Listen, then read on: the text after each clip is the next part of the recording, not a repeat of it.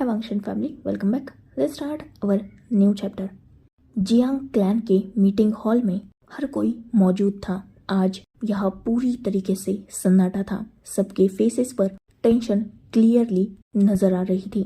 आज जाकर इन सबको समझ में आ रहा था कि सेफ जोन में रहना कितना आसान होता है और बैटल फील्ड में लड़ना कितना मुश्किल, वो भी विदाउट प्रोटेक्शन। हाँ, आज तक the great warlord Yiling patriarch इन सब का प्रोटेक्शन ही तो था। बस एक ही वॉर वो यीलिंग पेट्रियार्क के बिना लड़े थे, वो भी ग्रेट कल्टीवेटर हांग वांगजुन के ऑपोजिट थी। और उसी वॉर में हांग वांगजुन ने इन्हें हराकर वो कल्टीवेशन वर्ल्ड का थ्रोन हासिल किया था। मतलब आज तक ये एक भी वॉर यीलिंग पेट्रियार्क के बिना नहीं जीते थे और उसी यीलिंग पेट्रियार्क को हांग वांगजुन ने न सिर्फ हरा दिया था बल्कि वो अपने ओमेगा को अपने साथ लेकर गए थे। इन सब का वो प्रोटेक्टिंग शील्ड फिलहाल हांग वांगजुन के बेड पर था और ये सब बहुत ज्यादा परेशान थे क्योंकि जिसे light bearing Lord Yiling patriarch नहीं हरा पाया, जिसके पास अनलिमिटेड पावर्स हैं, उसे ये सब नॉर्मल कल्टीवेटर्स क्या ही हरा पाएंगे। सब जानते थे कि कल के बैटल में हार इन्हीं की होने वाली है, पर बिना लड़े सरेंडर करना भी तो गलत है ना। सब यही सोच रहे थे। अब सबका माइंड एक ही थॉट पे अटक चुका था, न्यू वॉर लॉर्ड कौन होगा। ऑब्वियसली वॉर लॉर्ड के अलावा ये बैटल में नहीं उतर पाएंगे और इन सबको वॉर लॉर्ड की जरूरत है जो कल का वॉर लीड कर पाए। जियांग फैंगमियान, जिन ग्वांगशान, वेन रोहान और नी मिंजू चारों भी न्यू वॉर लॉर्ड के बारे में सोच रहे थे। उस शांत माहौल में जियांग फैंगमियान, जिनकी आवाज उस शांति को तोड़ चुकी थी। नी मिंजू, क्लैन लीडर नी कल बैटल में वॉर लॉर्ड की प्लेस लेंगे। जैसे ही ये बात वहां सबने सुनी थी, सबका ध्यान फेंगमियान से सीधा नी मिंजू पर आ चुका था जो खुद वहां बैठे हुए थे। तुरंत जिन ग्वांगशान ने फेंगमियान की बात को कंटिन्यू करते हुए कहा, अरे हाँ, विंग से पहले तो क्लैन लीडर नी ही वॉर लॉर्ड थे, तो ये प्लेस वो ले सकते हैं। वैसे भी यीलिंग पेट्रियार्क को वॉर लॉर्ड बनाने में क्लैन लीडर नी का बहुत बड़ा हाथ है क्योंकि क्लैन लीडर नी ने ही तो वी वुशियान को कल्टीवेशन टेक्निक्स सिखाई हैं, जिस वजह से वो वॉर लॉर्ड बन पाया। तो ऑब्वियसली नी मिंजू इस पोस्ट के काबिल है। जैसे ही ये बात नी मिंजू ने सुनी थी, उनका ध्यान जिन ग्वांगशान की तरफ जा चुका था जो उनकी तरफ देख रहे थे। तुरंत ही वेन रोहान ने जिन ग्वांगशान की बात को आगे बढ़ाया। सही कहा, हांग वांगजुन और यीलिंग पेट्रियार्क के बाद अगर पूरे कल्टीवेशन वर्ल्ड में सबसे स्ट्रॉन्ग कोई है तो वो क्लैन लीडर नी। पर इससे पहले कि वेन रोहान अपनी बात को कंप्लीट कर पाते, तुरंत ही नी मिंजो की आवाज आई थी, गलत कह रहे हैं आप वेन क्लैन लीडर, क्योंकि पूरे कल्टीवेशन वर्ल्ड में सबसे स्ट्रॉन्ग कल्टीवेटर यीलिंग पेट्रियार्क, बाद में हांग वांगजुन और उसके बाद लान सिचैन है जो लान क्लैन लीडर है। मैं सिचैन के बाद आता हूँ, लेकिन सिचैन इस वॉर का पार्ट नहीं है, तो हम यहाँ उन्हें अज्यूम नहीं कर सकते। जियांग फैंगमियान की इस बात पर सबने नोट किया था और फिर से सबका ध्यान नी मिंजू पर आ चुका था। नी मिंजू जो अपनी जगह से खड़े हो चुके थे, वो फैंगमियान की तरफ देख रहे थे। जियांग क्लैन लीडर और जिन क्लैन लीडर, आप दोनों की पुरानी आदतें अभी तक गई नहीं और इन्हीं आदतों के चलते आप हमेशा से ट्रबल क्रिएट करते हैं, जिसका इफेक्ट आप दोनों पर ही नहीं बल्कि सब पर होता है। ये सुनते ही जियांग फैंगमियान और जिन ग्वांगशान दोनों भी गुस्सा हो चुके थे और वो दोनों भी नी क्लैन लीडर नी मिंजू को गुस्से से घूर रहे थे। नी मिंजू जिनके फेस पर स्मर्क आ चुका था और वो भी इक्वली उन दोनों को देख रहे थे। क्या लगता है आपको, कल के वॉर में वॉर लॉर्ड की पोजीशन मुझे देकर आप मुझ पर कोई बहुत बड़ा एहसान कर रहे हैं? नहीं, आप सिर्फ खुद को बचाने के लिए बिल्कुल यीलिंग पट्रियाक की तरह ही मुझे भी बलि का बकरा बना रहे हैं। लेकिन एक बात मैं आपको बता दूं, यीलिंग पट्रियाक 18 साल का मासूम बच्चा है जो आप लोगों के रियल फेसेस को नहीं जानता। पर मैं कोई बच्चा नहीं, बल्कि वो इंसान हूँ जो आपके हर काले कारनामे से वाकिफ हो। ये सुनते ही जियांग फैंगमियन और जिन गुआंगशन कहीं ना कहीं नी मिंजू से अपनी नज़रें हटा चुके थे। इनफैक्ट वो अब नी मिंजू की नज़रों को इग्नोर कर रहे थे। पर जैसे ही ये बात वेन रोहान ने सुनी थी, वो कंफ्यूज हो चुके थे क्योंकि वो कुछ जानते ही नहीं थे। इसीलिए उन्होंने नी मिंजू को ये बातें क्लियर करने को कहा। जैसे ही ये बातें जियांग फैंगमियन और जिन गुआंगशन ने सुनी, वो तुरंत नी मिंजू को चुप करना चाहते थे। पर नी मिंजू जो वेन रोहान की तरफ देख रहे थे एक क्रीपी स्माइल के साथ। ऑब्वियसली कल्टीवेशन वर्ल्ड में बहुत सारी चीजें पास्ट में हो चुकी थी जिनका कोई भी गवाह और सबूत नहीं था, ऐसा सबको लगता था। पर सच्चाई कब तक छुप सकती है? ऑब्वियसली एक ना एक दिन वो बाहर आती है। नी मिंजू जो कुछ बोलने के लिए अपना मुंह खोलने ही वाले थे, तभी जिन गुआंगशन उन पर चिल्ला चुका था, जिस वजह से नी मिंजू का ध्यान वेन रोहान से हटकर जिन गुआंगशन की तरफ आ चुका था। जिन गुआंगशन जो खुद अपनी जगह से उठ चुके थे और नी मिंजू को घूर रहे थे। क्लैन लीडर नी, भूलिए मत, आप यहाँ सबसे छोटे हैं और उस हिसाब से हम सब आपके एल्डर हुए। तो एल्डर से ऐसी बातें की जाती है? क्या आप भूल चुके हैं अपनी पोजीशन? ये सुनते ही क्लैन लीडर नी जो लाफ करने लगे थे, लिटरली वो हंस रहे थे और जियांग फैंगमियन जिन गुआंगशन को घूर रहे थे। क्लैन लीडर जिन, अचानक आप डर क्यों रहे? क्या कुछ पुराना याद आ गया? वैसे क्या आप दोनों ने करंट एम्परर का पूरा नाम सुना है? शायद नहीं, मैं बताता हूँ ना आपको। The great grandmaster of demonic cultivation, Hanguang Jun, ये उनका टाइटल है। पर उनका पूरा नाम the great dark cultivator emperor Lan Wangji है। Birth name Lan Zhan. कुछ याद आया? 8 साल के बच्चे के हाथ में वो 1 साल का छोटा बच्चा, जिसे लेकर वो भाग रहा था, बचना चाहता था और बचाना चाहता था वो उसे। कर्मा हिट बैक, सुना तो होगा, वही कर्मा वापस आया है। लान वांगजी वही 8 साल का बच्चा लान झान है जो पूरे कल्टीवेशन वर्ल्ड को डिस्ट्रॉय करना चाहता है। आप दोनों की उस गलती की वजह से जो आपने पास्ट में की थी, उसे आपको अभी फ्यूचर में भुगतना होगा। वैसे देख तो लिया ही होगा आपने, वो एम्परर कितना ज्यादा क्रूअल बन चुका है। वो 8 साल का मासूम बच्चा नहीं है जो आपसे बचता फिरे। वो एक स्ट्रॉन्ग कल्टीवेटर बन चुका है और इस कल्टीवेशन वर्ल्ड को बस अपनी रिवेंज की वजह से डिस्ट्रॉय कर रहा है। और वैसे भी नी क्लैन और वैन क्लैन, इन दोनों क्लैन से उसका कोई लेना देना नहीं है। पर जियांग क्लैन और जिन क्लैन को वो इतनी आसानी से छोड़ेगा नहीं, क्योंकि आप ही ने तो उसका सब कुछ छीना था उससे, उसका प्यार, उसे आपने दूर किया था उससे। क्या लगता है आपको, आप किसी को कुछ बताएंगे नहीं तो किसी को कुछ पता भी नहीं चलेगा? मैं सब जानता हूँ और पहले दिन से जानता था।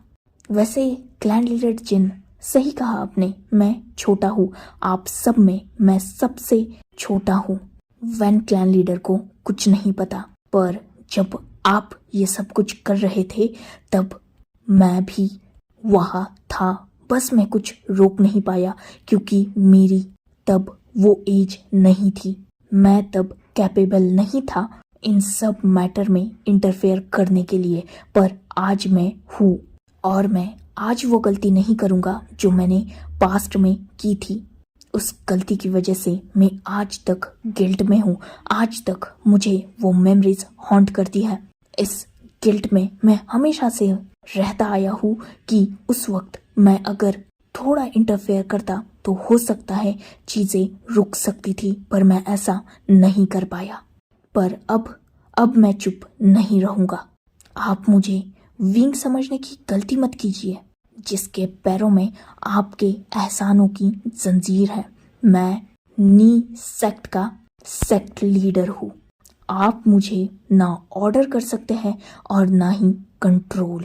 रही बात कल के वॉर की, तो मैं वॉर लॉर्ड की पोजीशन नहीं लूँगा। इनफैक्ट ना मैं और मेरी आर्मी कल के वॉर में इंटरफेयर करेंगी, क्योंकि ये सब कुछ जो भी हो रहा है ना, ये आप दोनों क्लैन लीडर्स की वजह से हो रहा है। तो इसमें मैं अपने लोगों को क्यों खतरे में डालूं? अब तक विंग था जिस वजह से मैं चुप था, पर अब विंग भी बीच में नहीं है, तो मैं इन सब चीज़ों में नहीं पड़ूंगा। वैसे भी लान वांगजी मुझे हार्म नहीं करेगा, इस बात का मुझे पता है।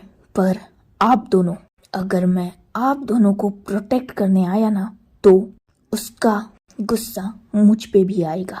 तो अब जो करना है वो खुद कीजिए। जो बोया है उसे अब काटने का वक्त आ चुका है। बस इस गलतफहमी में मत जीना कि नी क्लैन लीडर आपका वॉर लॉर्ड बन के हांग वांग जुन से लड़ेगा, क्योंकि ऐसा कुछ नहीं होगा। वैसे भी आप और आपके ओमेगास ये सारी क्रूएलिटी डिजर्व करते हैं। और आप दोनों को एक बात बता दूं मैं, आप दोनों के दोनों घटिया हो, और उतने ही घटिया आपके ओमेगास और आपके हायर्स भी हैं। जियांग फैंगमियान ओमेगा वी वुशियान के बारे में जो आपका बेटा सोचता है ना, उसे पकड़ के उसे कैद करने का और बाद में उसकी पावर्स का और बॉडी का यूज करने का, वही घटिया बातें आप भी सोचते हैं। ये बात मैं जानता हूँ, पर एक बात है जो आप नहीं जानते। वो बात मैं आपको आज बताना चाहूँगा। जितने घटिया आप दोनों हैं ना, उतना ही घटिया आपका सन इन लॉ भी है। आपकी बेटी का मतलब यानली का आल्फा भी वी वुशियान को लेकर सेम फैंटेसीज रखता है। उसे भी अपनी ओमेगा यूजलेस लगती है और वो भी विंग को हासिल करना चाहता है। ये सुनते ही वहाँ हर कोई शॉक हो चुका था और सबकी नजरें जिन जूशान पर जा चुकी थी। नी क्लैन लीडर तुरंत ही जिन जूशान की तरफ देखते हैं और एक स्मग के साथ कहते हैं, जिन जूशान, एक बात तुम्हें बता दूं, जो तुम सोचते हो ना विंग को लेकर, वही सारी बातें ना सिर्फ जियांग फैंगमियान जियांग चैंग बल्कि तुम्हारे खुद के फादर भी सोचते हैं। अगर पावर्स और विंग की वजह से तुम्हारे फादर को तुम्हें भी मारना पड़ा ना, तो वो बिल्कुल हेजिटेट नहीं करेंगे, क्योंकि ये सब के सब घटिया है और इनमें तुम भी शामिल हो। इसीलिए तुम सबको अपने अपने कर्मा की सजा तो जरूर मिलेगी।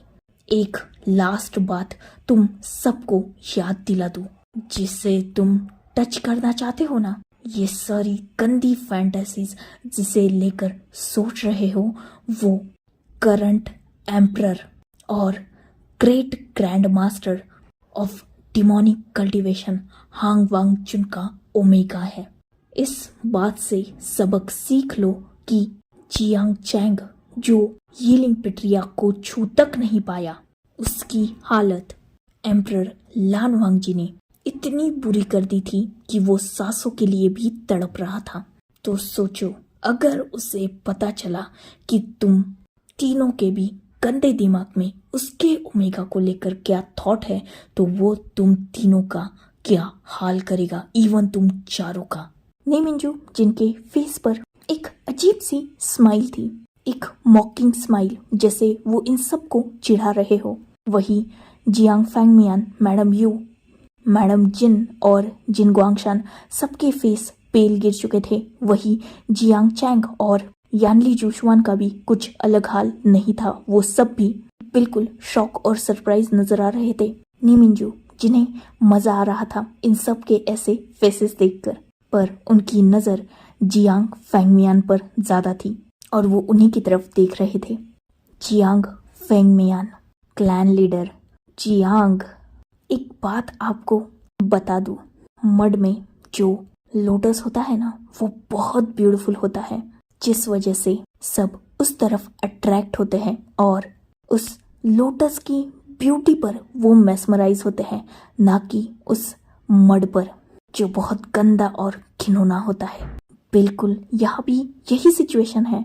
अब तक जियांग क्लैन में जो रिस्पेक्ट प्रेस्टीज मिलती थी ना, वो सब उस लोटस की थी, येलिंग पेट्रियार्क की थी, वी वुशियान की थी, जिस वजह से सब जियांग क्लैन की तरफ देखते तो भी थे, पर आपने उसे गलत समझा।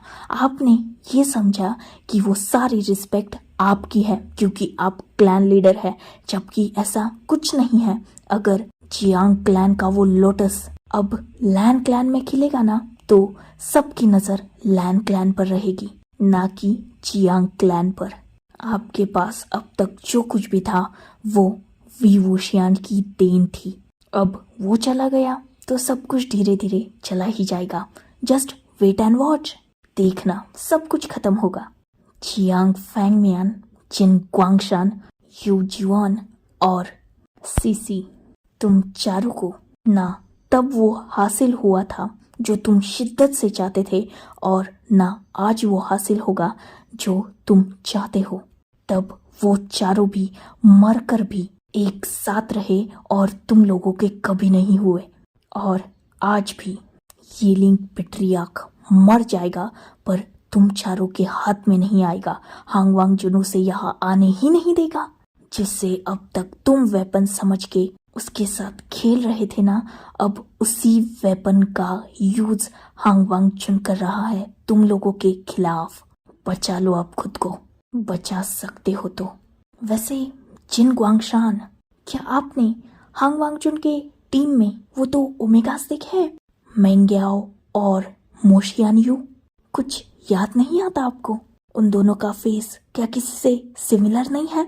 वो ब्रोथल जिसे आपने डिस्ट्रॉय करके जला दिया था ना अपने काले कारनामों को छुपाने के लिए, उसी ब्रोथल की उस फायर से वो दो ओमेगाज आए हैं जो फिलहाल आपसे कई ज्यादा पावरफुल हांग वांग जुन की टीम में है। वो दोनों आप ही की नाजायज औलाद है, जिसे आप बरसों पहले खत्म करना चाहते थे ताकि वो किसी की नजर में ना आए और आपके नाम पर कोई दाग ना लगे। उनकी मदर तो उस फायर में मर गई, पर वो दोनों बच गए और अब वो आपकी कब्र खोद रहे हैं। और मैं अब बस इंतजार करने वाला हूँ आप चारों को, इनफैक्ट आप दोनों क्लैन के सारे लोगों के उन कब्र में लेटने का। नीमिंजू जिन्होंने अपनी बात को खत्म किया और वो वहां से जाने के लिए पलटे ही थे, तभी उनकी नजर वेन क्लैन लीडर पर गई। नीमिंजू ने वेन क्लैन लीडर की तरफ देखा और बिल्कुल सॉफ्टली कहा, clan leader Wen Rohan, Jiang clan और जिन क्लैन दोनों भी बहुत घटिया है, प्लीज इनका साथ मत दो, क्योंकि अगर आपने ऐसा किया तो आप भी हांग वांग जुन की हिट लिस्ट में आ जाओगे। आज तक मैं इन दोनों का साथ दे रहा था क्योंकि मुझे येलिंग पेट्रियार्क की फिक्र थी, पर अब जब येलिंग पेट्रियार्क सेफ हाथों में है तो मैं बैकआउट कर रहा हूँ। मुझे कोई फर्क नहीं पड़ता कि वो लोग इन दोनों के साथ क्या करते हैं, और आपको भी नहीं पड़ना चाहिए। वेनक्विन बहुत अच्छी ओमेगा है, जियांग चैंग उसे डिजर्व नहीं करता। वो इतना घटिया है, इनफैक्ट इतना गिरा हुआ है अपने फादर की ही तरह कि अपने ही अडॉप्टेड ब्रदर पर नजर रख रहा है। वो आपके साथ भी बस पावर्स की वजह से है, तो बेटर होगा कि इनका साथ छोड़ दो, क्योंकि हांग वांग जुन जो कुछ भी कर रहा है ना इनके साथ बिल्कुल सही कर रहा है। इन्होंने हांग वांग जुन के प्यार को मारा है, वो इन्हें नहीं छोड़ेगा। उसके अंदर जो बदले की आग है वो सबको जला के रखेगी। मेरा काम था आपको वार्न करना आगे आपकी मर्जी। नीमिंजू जो अपनी बात खत्म करके वहां से निकल चुके थे, उन्हीं के पीछे उनका ओमेगा, वेनिंग और अल्फा ब्रदर हुसैन भी निकल चुका था। वही उस मीटिंग हॉल में बिल्कुल सन्नाटा था, क्योंकि वेन क्लैन कुछ जानता ही नहीं था। पर वेंचिंग को बहुत बुरा लगा था, क्योंकि ऑब्वियसली वो जियांग चैंग से प्यार करती थी, पर उसका अल्फा इतना घटिया है ये बात उसे नहीं पता थी। वेन रोहान ये तो नहीं जानते थे कि क्लियर बातें क्या है, पर वो एक बात समझ चुके थे कि ये सब बहुत ज़्यादा घटिया है। ऑब्वियसली जियांग फैंगमियान और जिन गुआंगशान दोनों भी विंग के फादर की उम्र के हैं। वही जियांग चैंग और जिन जीशुआन दोनों भी विंग के ब्रदर की तरह है, और वो चारों विंग पर गंदी नज़र रखते हैं। मतलब सच में ये बहुत घटिया बात है, इसीलिए वो भी वो मीटिंग हॉल छोड़ चुके थे। वही दूसरी तरफ वांग जी जो अपने रूम में था, विंग के साइड में बैठा हुआ था और विंग बेड पर लेटा हुआ था। विंग बहुत ज़्यादा घायल था। ऑब्वियसली वांग जी ने उस पर अटैक किए थे, वो भी अपनी फुल एनर्जी से, तो विंग का इंजर्ड होना तो बनता था। वांग जी जो अपनी स्पिरिचुअल एनर्जी से विंग को हील करना चाहता था, और वो ऐसा कर भी रहा था, पर विंग जो वांग जी की एनर्जी अच्छी तरीके से ऑब्जर्व नहीं कर पा रहा था, जिस वजह से उसकी हीलिंग प्रोसेस बहुत ज़्यादा स्लो थी। उस रूम में बहुत सारे हीलर शुयांग, शाओशिनचैन, सोंगलैंग, म्याम्या, मोशियानयू, मेंग्याओ हर कोई मौजूद था, और सब विंग के लिए वरिड थे। पर विंग वो बिल्कुल शांति से लेटा हुआ था, उसकी बॉडी में कोई मूवमेंट नहीं थी। इवन ऐसा भी नहीं लग रहा था कि वो जिंदा भी है, बस उसकी कुछ बची कुची सांसें बहुत स्लो चल रही थी। खैर वक्त गुजर चुका था और सेकेंड डे फिर से बैटलफील्ड में सब आमने सामने थे। आज यहाँ नी मिंजू मौजूद होकर भी बिल्कुल साइड में थे। वो बैटल फील्ड में एक कॉर्नर में मौजूद थे और इन सब की तरफ देख रहे थे। नी मिंजू, नी हुसैन और वेनिंग यहाँ मौजूद था, और surprisingly Wen clan leader Wen Ruohan, Wen Chao और वेंचिंग भी उन्हीं के साइड में मौजूद थे। मतलब वेंस ने भी अब इस वॉर से बैकआउट कर दिया था, क्योंकि नी मिंजू से वेन रोहान ने बीती रात ही सारी सच्चाई पूछ ली थी, जिसे नी मिंजू ने सब कुछ बता दिया था। वेन रोहान को बिलीव नहीं हो रहा था कि वो इतना बड़ा राज नहीं जानते थे, पर अब वो जान गए थे तो ऑब्वियसली वो इन सब चीज़ों में नहीं पड़ने वाले थे, क्योंकि वो इन सब चीज़ों में पढ़कर ना एम्परर के खिलाफ जाना चाहते थे और ना ही जिन और जियांग्स जैसे घटिया लोगों का साथ देना चाहते थे। इनफैक्ट अब तो नीज और वेंस खुद चाहते थे कि जिन्स और जियांग्स हार जाए, और वो खुद एम्परर के टीम में आ चुके थे, पर अभी तक ये एम्परर को क्लियरली अनाउंस नहीं किया था, क्योंकि एम्परर अभी तो सामने आए थे, सब आमने सामने थे। वही वांग जी भी देख सकता था कि नी और वेन क्लैन अलग है। उसे समझ में तो नहीं आ रहा था कि ये अचानक बैटल से अलग क्यों हुए, क्योंकि अब तक विंग था तो ये सब एक साथ लड़ रहे थे। अचानक विंग गायब हुआ तो ये सब भी एक दूसरे से अलग क्यों हुए, इसका रीज़न वो भी जानना चाहता था। पर वो फिलहाल शांत खड़ा था। बहुत जल्द उसके पास एक कल्टीवेटर आ चुका था। उस कल्टीवेटर के हाथ में एक स्क्रोल था। वो स्क्रोल उसने वॉर लॉर्ड शुयांग को दिया था, क्योंकि वही वांग जी का राइट हैंड भी था। वॉर लॉर्ड शुयांग ने उस स्क्रोल को लिया और उसे पढ़ा। उसके फेस पर स्माइल आ चुकी थी।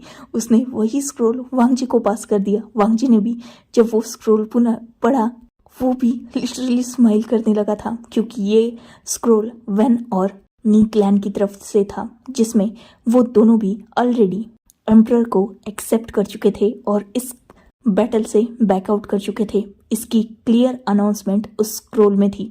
अब बस जिन्स और जियांग्स ही उस बैटल में बचे हुए थे।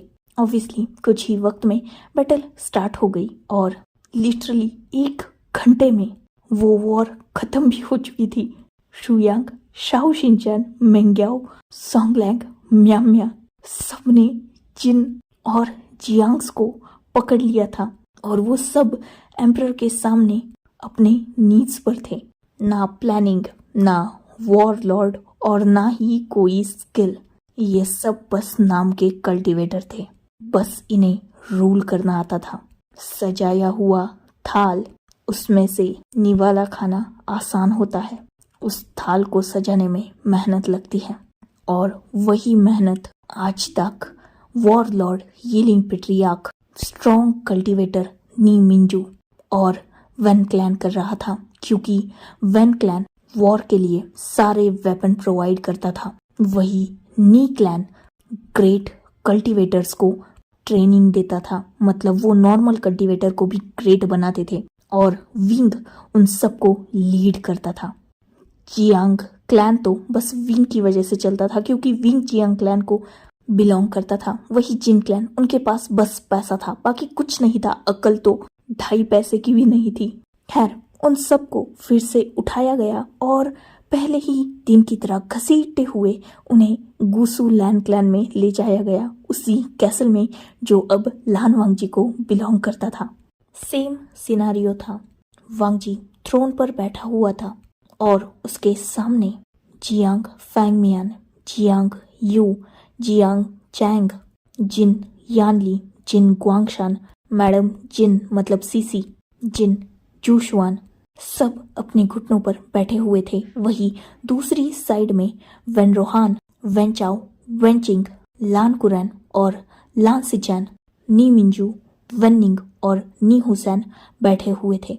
हाँ, आज वहाँ लैन क्लैन भी मौजूद था, प्रीवियस एम्परर भी वहाँ मौजूद थे, मतलब लैन कुरैन।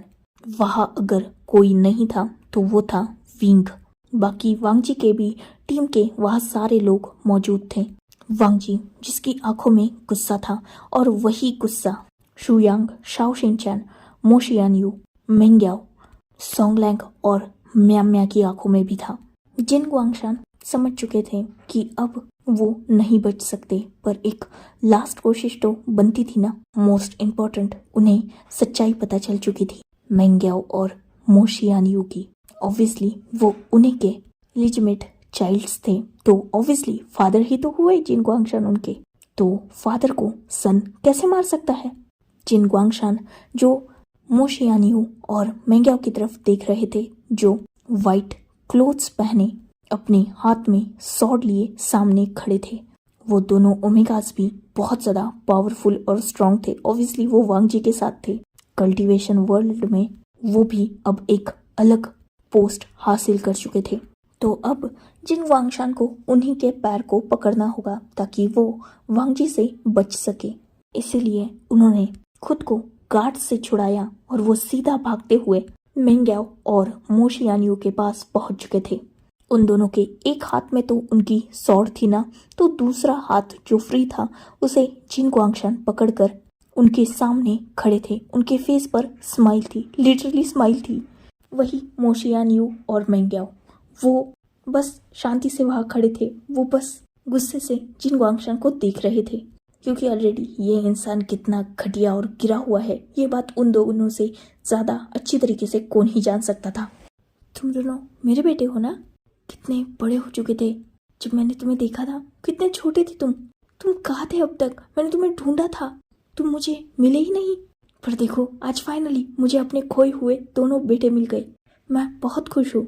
वांगशान जो इतना बोलकर आगे बढ़ने ही वाले थे, तभी मोशियानयू ने स्ट्रांगली अपने हाथ को पीछे खींच लिया था। वही मेंग्याओ ने अपने लिटिल ब्रदर को अपने पीछे छुपाकर ग्वांगशान से अपना हाथ छुड़ाया था और सीधा उनके स्टमक में किक करके उन्हें पीछे की तरफ थ्रो कर दिया था। ग्वांगशान जो फ्लोर पर गिर चुके थे, वही मेंग्याओ जो अपनी सॉर्ड को अनसील्ड करके गुस्से से ग्वांगशान की तरफ देख रहा था। मोशियानयू मेंग्याओ के पीछे था, क्योंकि मेंग्याओ बड़ा था और मोशियानयू छोटा था। इट्स वियर्ड, उस वक्त खुद जिन्हें अपने हाथों से मारना चाहते थे, आज उन्हीं के हाथों को पकड़ के अपनी जान की भीख मांगते हुए। शर्म नहीं आती तुम्हें जिन ग्वांगशान? मेंग्याओ जिसकी वॉइस बहुत स्ट्रांग थी और उसकी आवाज में गुस्सा था, वही जिन ग्वांगशान जो इतनी स्ट्रांग मेंग्याओ की किक खाकर अभी भी जमीन पर गिरे हुए थे। उन्हें बिलीव नहीं हो रहा था कि वही छोटा सा बच्चा है जो एक वक्त में अपनी मॉम को बचाने के लिए जिन ग्वांगशान को अपने छोटे छोटे हाथों से मार रहा था। आज उसकी एक ही किक से जिन गुआंगशान 6 कदम दूर जाकर गिरे थे। मेंग्याओ जिसने जिन गुआंगशान की तरफ अपने कदमों को बढ़ाना स्टार्ट कर दिया था, वही जिन गुआंगशान डर रहे थे क्योंकि मेंग्याओ की स्वॉर्ड अनशील्ड थी। मेंग्याओ ने अपनी स्वॉर्ड को जिन गुआंगशान के सीधा नेक पर रखा था। बहुत सालों बाद मिले हैं हम दोनों। वैसे हम लोगों की आखिरी मुलाकात याद है तुम्हें? उस वक्त कितना कमजोर था ना मैं। अपने भाई को और अपनी मॉम को बचाने के लिए तुम्हारे कदमों में गिड़गिड़ा रहा था मैं। एक वो वक्त था और एक आज का वक्त है। देखो वो मेरा भाई है। मैं उस दिन अपनी मॉम को तो नहीं बचा पाया, पर अपने भाई को मैंने बचा लिया। और उसके बाद मैंने खुद को और अपने भाई को इतना स्ट्रांग बनाया कि तुम जैसे आज 100 भी मेरे सामने खड़े हो जाए ना, तो मैं उन 100 को भी काट डालूंगा। ये सब कुछ बस तुम्हारी वजह से पॉसिबल हुआ, वरना मुझ में इतनी हिम्मत नहीं थी कि उस ब्रोथल से खुद के भाई को बाहर निकालकर इतना बड़ा कल्टीवेटर बन पाता।